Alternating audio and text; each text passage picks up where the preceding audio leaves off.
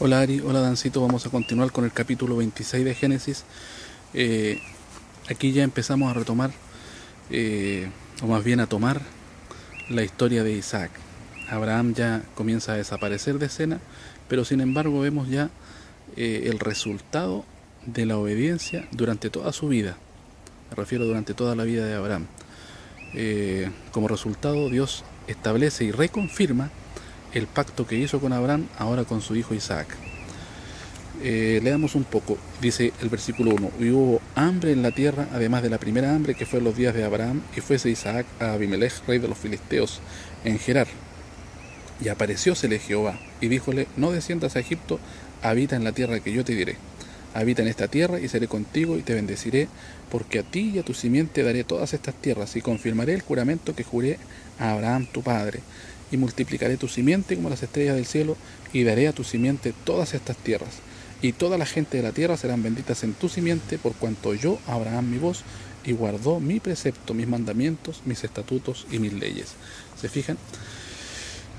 Gracias a la obediencia de Abraham, Dios confirma la promesa a Isaac ahora. Y le explica claramente por qué lo hace. Porque Abraham escuchó la voz de Dios y guardó todas las instrucciones que Dios le entregó. Es un llamado para Isaac entonces, para que siga en la misma senda de su padre. A cambio, Dios reconfirma la promesa de Abraham y le va a dar las mismas bendiciones que ya prometió a Abraham.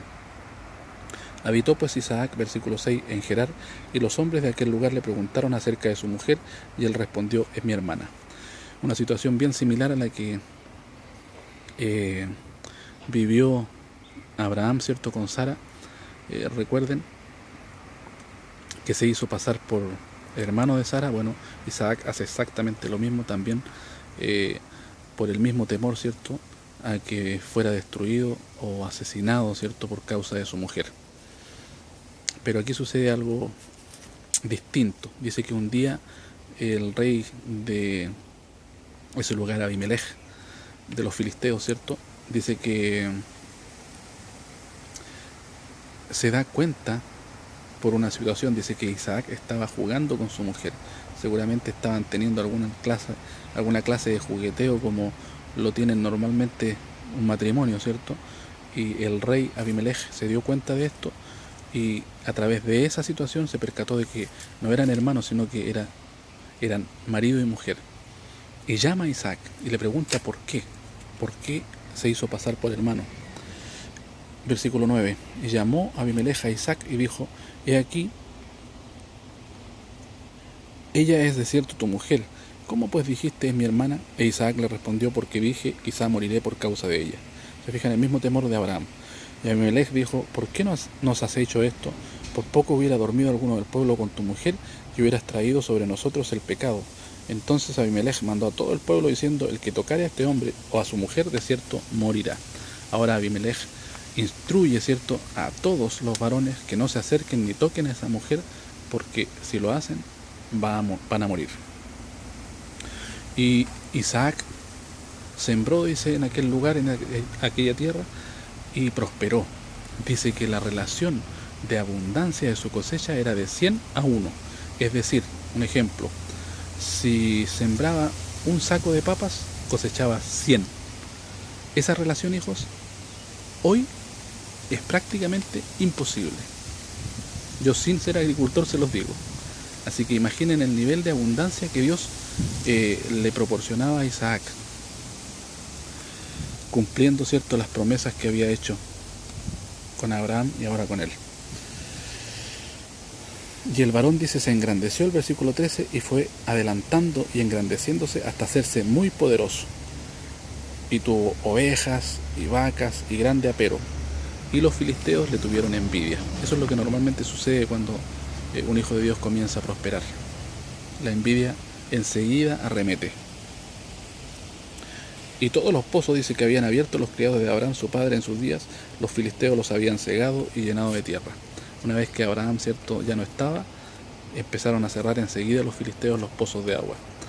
Y Isaac se encarga de reabrirlos y les da el mismo nombre, ¿cierto?, que su padre le había dado estos pozos.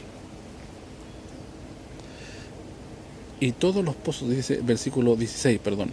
Y dijo Abimelech a Isaac, apártate de nosotros porque mucho más poderoso que nosotros te has hecho. E Isaac se fue de allí y asentó sus tiendas en el valle de Gerar y habitó allí. Ahora le piden a Isaac, no lo obligan, que se vaya de ese lugar porque estaba creciendo mucho, estaba aumentando mucho, seguramente su ganado, sus posesiones, entonces necesitaba más espacio. Y también, bueno, producto de la envidia seguramente lo hacen retirarse de ese lugar y que se vaya a buscar otro sitio. Isaac, dice el verso 18, vuelve a abrir los pozos de agua, lo que decimos antes, y los llamó del mismo modo. Y los siervos, dice el versículo 19, de Isaac cavaron en el valle y hallaron allí un pozo de aguas vivas. Y los pastores de Gerar riñeron con los pastores de Isaac. Empiezan las disputas ahora ya. Y apartóse de allí y abrió otro pozo, y no riñeron sobre él, y llamó su nombre Rehobot. Y dijo, porque ahora nos ha hecho ensanchar Jehová, y fructificaremos en la tierra. Isaac ya sabía, ¿cierto?, que Dios estaba con él y que le estaba bendiciendo. Versículo 24, y apareciósele Jehová aquella noche, y dijo, yo soy el Dios de Abraham tu padre, no temas que yo soy contigo, y yo te bendeciré, y multiplicaré tu simiente por amor de Abraham mi siervo. Nuevamente le aclara, ¿cierto?, que lo va a bendecir y lo va a multiplicar. ¿Por qué? Por amor a Abraham. Y edificó, dice el verso 25, allí un altar e invocó el nombre de Jehová y tendió allí su tienda. Y abrieron allí los siervos de Isaac un pozo. Y Abimelech vino a él desde Gerar y a Usat, amigo suyo, y Picol, capitán de su ejército, y díjoles Isaac, ¿por qué venís a mí, pues que me habéis aborrecido y me echaste de entre vosotros? Ahora viene nuevamente Abimelech, que le había pedido, ¿cierto?, que se retirara de donde vivía antiguamente, porque se había hecho muy poderoso, ¿cierto? Viene hacia él y Isaac pregunta el por qué. Adivinen por qué. Vienen a hacer una alianza de paz, a pedirle que hagan una alianza de paz. En el fondo, ya no solo es envidia, sino también temor. Ellos se dan cuenta que Dios está con Isaac, que le está bendiciendo, que le está protegiendo, por lo tanto quieren asegurarse que una vez que Isaac crezca aún más y sea aún más poderoso, no sea su enemigo. Y esto es una lección importante también para nosotros, hijos, porque a veces hay gente y nos vamos a encontrar en la vida con personas que nos tienen envidia o que nos desean mal, pero siempre, hijos, recuerden esto, siempre que alguien quiera hacer la paz con ustedes, háganla, es preferible. La Escritura de hecho dice que nosotros debemos buscar la paz y seguirla. Isaac lo pone en práctica. Dice, hemos visto, el versículo 28, que Jehová es contigo, y dijimos, haya ahora juramento entre nosotros, y haremos alianza contigo, que no nos hagas mal, como nosotros no te hemos tocado, y como solamente te hemos hecho bien, y te enviamos en paz. Tú ahora bendito de Jehová. Entonces él les hizo banquete, y comieron y bebieron, y se levantaron de madrugada, y juraran el uno al otro, e Isaac los despidió, y ellos se partieron de él en paz. Y en aquel día sucedió que vinieron los criados de Isaac, y diéronle nuevas acerca del pozo que habían abierto, y le dijeron, agua hemos hallado, y llamólo Seba, por cuya causa el nombre de aquella ciudad es Berseba hasta este día. ¿Se fijan? Hizo la paz, y sigue prosperándolo Dios. Y el versículo 34, y cuando Esaú fue de 40 años, tomó por mujer a Judith, hija de Beri, Eteo, y a Basemat, hija de Elón, Eteo, y fueron amargura de espíritu a Isaac y a Rebeca. Aquí ya podemos vislumbrar, hijos, algo que la Escritura más adelante señala claramente, y que tiene que ver con el matrimonio de los hijos de Dios, de los siervos de Dios. Esto es muy importante también que lo recuerden. Empieza a aparecer ya aquí. Recuerden, cuando Abraham quiso buscar una mujer para Isaac, ¿qué hizo? Hizo jurar a su siervo que fuera y buscara de entre su parentela. No quiso que tomara mujer de entre las cananeas. Y Esaú, ya sabemos también en capítulo anterior, que despreció la primogenitura. Bueno, pues aparentemente aquí también está desobedeciendo a sus padres. No lo dice claramente, pero lo podemos ver. Él se casa con mujeres de ese lugar, y no solo con una, sino con varias.